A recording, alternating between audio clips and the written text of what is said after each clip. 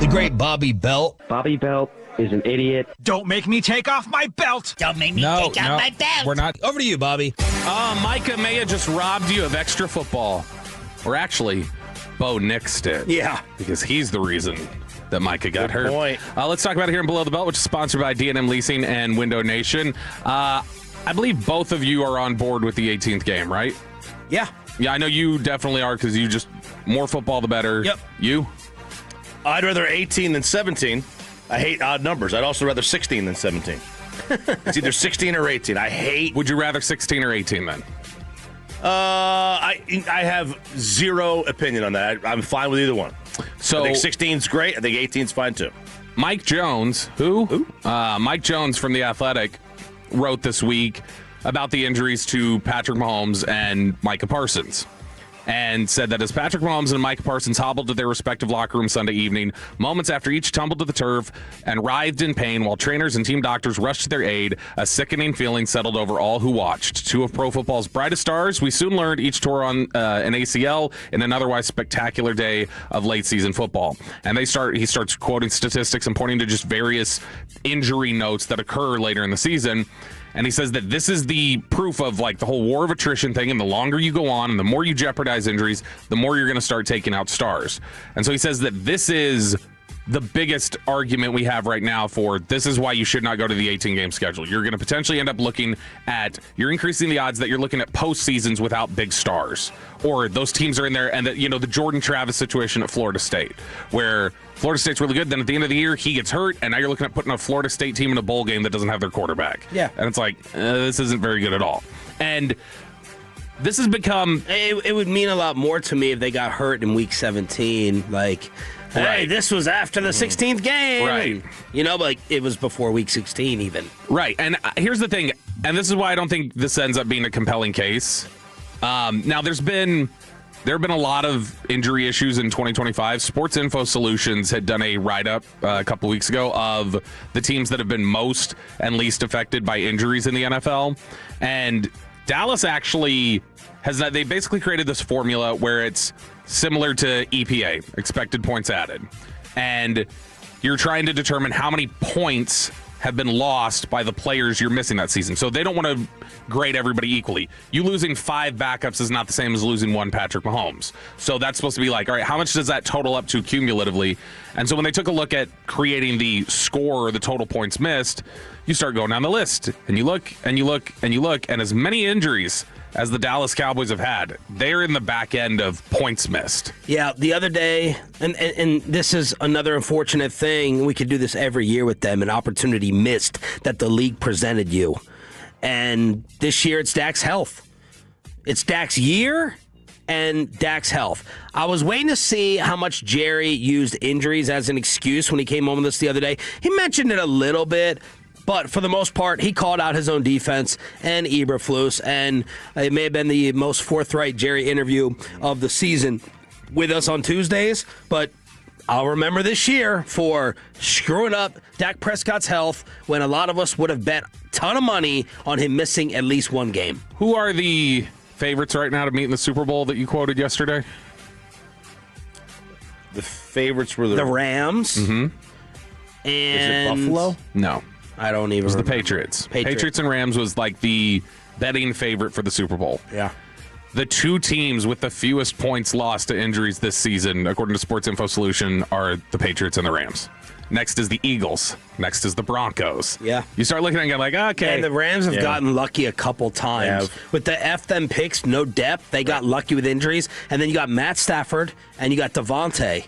Who you think would be, not Devontae's hurt now with the hamstring, but Stafford's going to win MVP. Seahawks are just outside the top 5 here, too, and they've been one of the better teams. And so it definitely is the whole war of attrition argument. Right. They've been preserved by that. But unlike Denver and New England, the Rams have played a brutal schedule. Like their opponents' winning percentage is like .570, whereas New England and Denver, it's at or below .400. And they got another one tonight.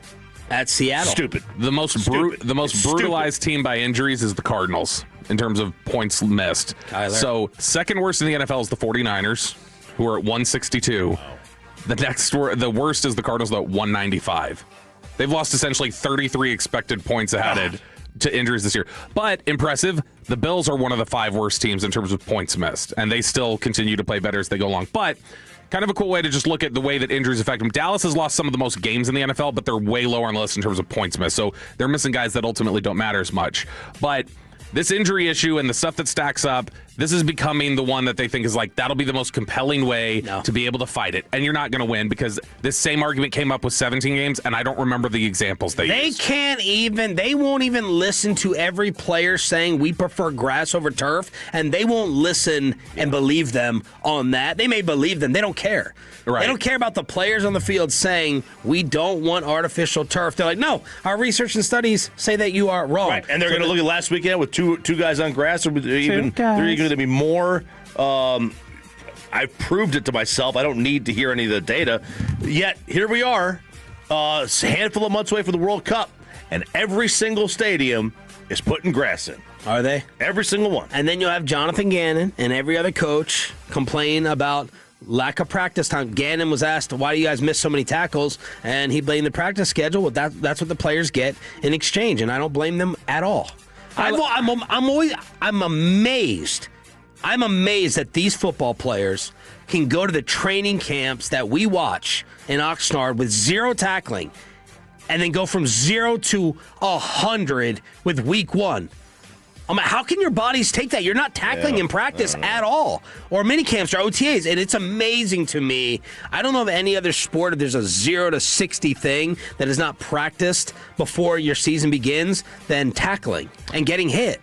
Yeah, I mean, crazy. Dallas certainly looked like they didn't practice it this year. Hey. All right, let's go to some Brian Schottenheimer audio from yesterday. First, did you guys see the viral clip of what looked like thank you, Brian Schottenheimer asking, what the F are we doing to Matt Eberflus when they had to call timeout in the red zone? Yes. So Brian Schottenheimer was not asked specifically about saying that because, that would take a lip reading. Instead, he was just asked, hey, there was a situation down in the red zone. What is it that you guys have had so many issues getting personnel on the field? This is what Brian Schottenheimer said. Well, every once in a while there's headset issues. Those do happen. I mean, they happen on offense. The headsets don't always work perfectly. But the biggest thing I think is just the urgency of the call coming in from Flus and then getting communicated from the green dot and then getting lined up. It's not been perfect. We need to be better because if you're late to get lined up, which we were, it makes the players uneasy, certainly. And then we were doing a number of things, Todd, where we were trying to match certain receivers on guys. And looking back in hindsight, probably tried to match too many guys. And so a number of things. It sounds like 2 areas of criticism right there. He's so great at answering it. He addresses it honestly without destroying Eberflus, but the world is going to point to that as the final breaking moment. Like, that's the lasting image of Schottenheimer yelling at Eberflus on the headset. And he's just told you 2 different ways he disagreed with him. He goes, the urgency of the call getting in from Flus. Yeah. And then he said it's a line of communication, but all those things need to be better. But then at the end of that say, Flus was probably trying to match up too much. Like, he didn't need to be doing that. This happens. I know receivers and players go, these disagreements and yelling and screaming at each other happens 10 times a game. I don't believe that. I think the cameras would pick that up more often than not. This does happen 3 to 5 times a game at least. So I'm not making the big... Maybe he did snap and he's done with... But, Brian Schottenheimer has been yelled at a ton like that, too, throughout his assistant career. Yeah. Now, we always enjoy... Football 101 from Brian Schottenheimer. Oh, yeah. we enjoy when Schotty gets into specifics or decides to teach a little bit. So yesterday he was asked a question near the end of his press conference where I thought he just gave kind of a cool answer, and this will just be a nice Football 101 thing for people listening. But he was asked about when you're in the shotgun, and sometimes running backs are even with the quarterback, sometimes they're a little behind him, sometimes they're standing like up in front of the quarterback a little bit. And he was asked about the running back depth and specifically when the running back is standing in front of the quarterback and why teams would do that. There's different philosophies. The number one thing you would say is, obviously, I've always talked about how you want to create the depth of the pocket. It starts in the A-gaps. When you keep your back at depth, if the guy blitzes, there's a collision that usually happens about 2.5 yards deep in the backfield, and the quarterback's are trusting that the back's going to get there. That's one reason. The bigger issue is now there's so many pick stunt side that, like, they pick the guard or they'll pick the center or they'll pick the guard and they'll wrap the defensive lineman with the backer. when you're at different depths, it's almost impossible to pass that off. So by moving them up into location, they can work together. It'd be like Tad and I working together to pass a game would be a lot easier than me and you working on a game because of the proximity to one another. So that's one of the reasons why we do it. And if your back is there and if you need help on the edge, is it still possible for the back to get over and help the tackle on the outside? That's why people do it, because they know when you get stuck down in the A-gaps right there, that's why they know, hey, you can't help the tackle. So we do a lot of our chips with tight ends and things like that on the edges. So it's just different philosophies and not right or wrong. But, again, it's designed for a reason, and everybody has it. If coaching doesn't work out for him, I do want to see him do broadcasting, do color analyst for a game. I think him breaking down plays right after they happen, I think he'd be so good. There's been some great football 101s this week. Kevin O'Connell had a tremendous clip, and yesterday the big one was Cousins. Yeah, Cousins talking about the different progressions. That's what Amazon basketball is doing. Orlovsky will do a little bit of it, and I've enjoyed that, but you don't see Jason Garrett. Like Chris Sims, Jason Garrett, they might do it for one big play. But the big question in broadcasting has always been, how much of this should you give to the audience? How many understand it? How many just want to feel like they understand it? And does it matter if it's going over their heads? How much of this should you actually give, or do you save it for your Peyton Manning detail shows? Tim Legler is doing a great thing right now, where he's breaking down NBA plays. You know, I watched one with Carlisle recently. So this is kind of what Dirk has gone viral for teaching finger placement, Anunoby how to shoot. And he's sitting there showing you how the last two fingers, what they should be, and the guide and the railroad tracks and all that.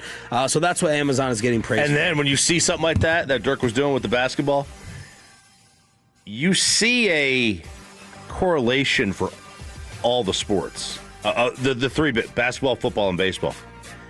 The power finger is the last. It's the one that you want to touch the ball last. That's what she said. Whether it's the football, you're flicking the booger, right? Or the baseball, the power finger when you're throwing, you get the most spin on it. In basketball, and like all these things kind of come together. Below, the belt on the home of the Cowboys here with Shan, RJ, and Roberto.